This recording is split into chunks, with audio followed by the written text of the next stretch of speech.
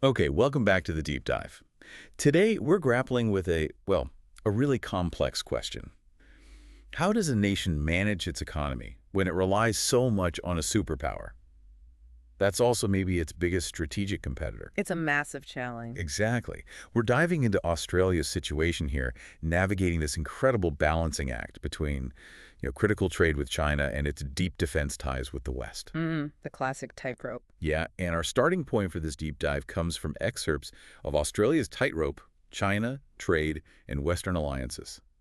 So our mission is really to unpack the core dilemma that the source lays out, understand the immense pressures Australia is facing. It paints a pretty vivid picture. It really does. The source gives us this great analogy right at the start. It says, imagine this.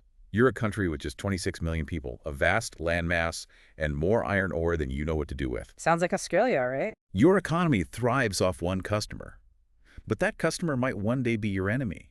That's Australia's dilemma today. I mean, that says it all, doesn't it? That's the tightrope we're exploring. Definitely sets the stage. So let's step onto that tightrope. First up, the economic side. Just how dependent is Australia on China for trade? Well, the numbers the source gives are pretty staggering. Yeah, I saw those. Australia sends, what, $190 billion worth of exports to China every year. That's right. And think about this. It's nearly a third of all its global exports. A third. Wow. And the big one is iron ore. Huge. Over $125 billion just from iron ore. And get this, 80% of that goes directly to China. 80%. That's dependency. And it flows the other way too, yeah. Imports. Oh, yeah. Over $110 billion in goods coming in from China. So it's this really deep integration. A tight loop, the source called it. Exactly. And that loop, well, it fuels a lot of Australian prosperity. And this is the crucial bit the source points out, that reliance creates a serious vulnerability. It's described as politically fragile. You can see why. That much economic leverage with one increasingly assertive partner, it's bound to get tricky. And it absolutely did. That fragility became, well, very real. Yeah, the source says it wasn't long before that vital trade relationship started showing some serious cracks. It points to specific Australian actions that really irritated Beijing. Like the 2018 Huawei ban from the 5G network. That was a big one. And then in 2020, Australia pushing hard for that international investigation into COVID-19's origins. Right. China saw those as, well, unfriendly moves, to put it mildly. And the reaction, as the source details, was pretty swift. Yeah. And quite harsh. Tariffs started appearing. Big ones. 80% on barley. Over 200% on Australian wine. 200% on wine. Ouch. Yeah. Plus outright bans on other key stuff, coal, beef, lobster. Suddenly, major markets just slammed shut. And the cost. The source mentioned a figure. It did. Over $20 billion in trade between them just evaporated. Gone in 2 years. That's a significant hit to exporters. A huge hit. So what's interesting, and the source highlights this, is why most of those sanctions were then eased off by 2023. It wasn't necessarily a change of heart, was it? Not really, no. The source is quite clear. China simply needed Australia's resources again, especially that iron ore for construction, materials for their energy sector. The demand was just too strong. So the economic flows started up again. They did, but the source adds this really telling line, trust. That hasn't returned. Right, so the money started flowing, but that underlying political tension, that suspicion, it's still very much there. Exactly. That damage wasn't really repaired, even if the trade resumed. Okay, so you've got this incredibly important but politically strained economic link on one side of the tightrope, and at the same time, Australia was doubling down on its military alliances with the West. Yeah, really deepening those ties during this exact period. The source points to some major commitments. AUKUS, obviously, that's the big one. Huge. The pact with the U.S. and U.K. committing, well, what's the figure? A staggering $368 billion for nuclear-powered submarines eventually. Massive investment. Then you've got the bedrock, ANZUS, the treaty with the U.S. Which the source says, links Australia very closely to American strategic objectives out there in the Pacific. And don't forget the Quad. Right, the grouping with Japan and India, seen by many as sort of an Indo-Pacific counterweight to China's influence. And it's not just paper treaties, is it? No, the source mentions the practical side too, like U.S. Marines rotating through Darwin up north. And that joint surveillance base at Pine Gap, really significant intelligence sharing. So if you put yourself in Beijing's shoes, as the source suggests, how does all that look? Well, it fundamentally shifts the perception of Australia, doesn't it? You're not just a supplier of iron ore anymore. You look more like, what did the source call it? A military proxy. A military proxy of Washington, that's the phrase used. And that perception, it complicates everything. Australia's actions aren't just seen bilaterally anymore.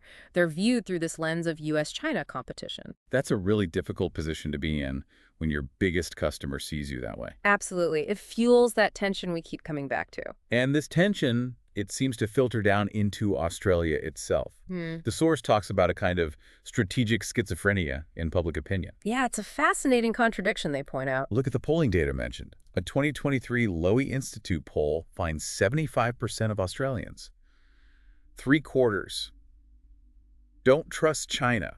That's a really high number. Deep distrust. At the same time, look at the people-to-people, the economic links Australians still embrace. Huge numbers of Chinese university students, nearly 1/4 of all international students, the source says. And tourism, too. Before COVID, and expected to return, something like 1.4 million Chinese tourists a year. So how do you square that circle? Well, that's the dilemma in miniature, isn't it? The source suggests Australians, understandably, want the economic benefits, the trade dollars, the fees from students, the tourist spending. Sure, they value that prosperity. But they're also deeply wary of the strategic intentions and the actions of the very country providing those benefits. They want the economic upside, and they want security protection, often from that same power. So the public is pulled in two different directions.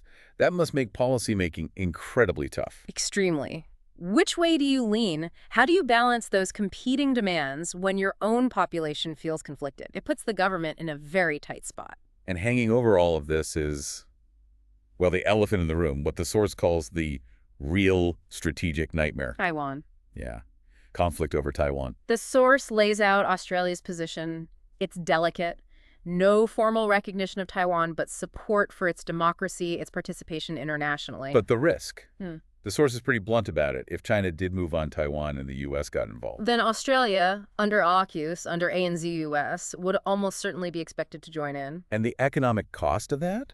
If China just turned off the tap? Catastrophic. That's the word the source implies. China could halt trade virtually overnight. And the estimate mentioned, it could put 1 in 10 Australian jobs at risk. 1 in 10, just like that. Especially in those sectors we talked about, mining, agriculture, education, the ones so heavily reliant on China. It snaps you right back to that economic fragility, doesn't it? How quickly it could unravel in a security crisis. Definitely. And this whole Australian situation, it's not happening in a vacuum, is it? Yeah. There's a bigger global shift going on. Absolutely. The source puts it in the context of this changing global trade order. Right. Things like the U.S. and China trying to decouple their economies, at least partially. And this idea of friendshoring, trying to build supply chains with allies, not rivals. Which could play into Australia's hands in some ways. Potentially. Especially with critical minerals, lithium, rare earths. Australia has loads of those, and they're vital for future tech. So that might offer some new leverage or focus. And Australia is trying to diversify its trade, isn't it? Yeah. The source mentions deals with India, ASEAN, the EU. Efforts are being made, yes. Pacts are being signed. But the source is pretty clear progress is slow. Why slow? Because China's economic gravity is just so immense for Australia. Even with new deals, China still utterly dominates the trade profile. Shifting that balance is a huge long-term challenge, especially when your main customer is also your main strategic headache. Which brings us right back to that core puzzle, the million-dollar question the source poses. Can they pull it off? Yeah. Can Australia maintain its economic reliance on China while deepening its military alignment with the West? Can you actually walk that tightrope indefinitely? It forces these incredibly tough choices, as the source lays them out. Is it profit over protection? Or protection over profit? Do you lean into the submarine diplomacy of AUKUS or try to build more regional soft power? Do you keep hedging, trying to balance? Or does the global situation demand, picking a side more clearly? The source suggests there are no easy answers here, just really hard choices. And looking ahead, the potential futures outlined by the source, none of them look like smooth sailing. No, definitely not. There's that nightmare scenario. Conflict over Taiwan, pulling Australia in, devastating the economy. Or maybe renewed trade pressure from China. Targeting exports again, maybe the universities this time. That's another possibility raised. Or a third scenario. The world keeps fragmenting, pushing Australia to really step up as a regional power, which means seriously accelerating that trade diversification we talked about, finding new partners fast. So the source paints Australia as being in this Uniquely exposed position. Dangerous, maybe? Exposed, certainly. Dangerous, perhaps. But also potentially quite powerful because this whole Indo-Pacific region is where the world's focus is shifting economically and strategically. So there's opportunity mixed in with the risk. There could be. But ultimately, the source argues Australia faces this fundamental choice about its role. Can it be a bridge between East and West? Or does it risk becoming a battleground of influence? That's the stark framing. And to navigate that, the source suggests Australia needs to invest heavily. In what areas specifically? Building more resilient trade routes, for one. Developing strategic industries beyond just mining, getting more diverse economically. Makes sense. And, maybe most critically, cultivating a foreign policy that has both backbone and balance.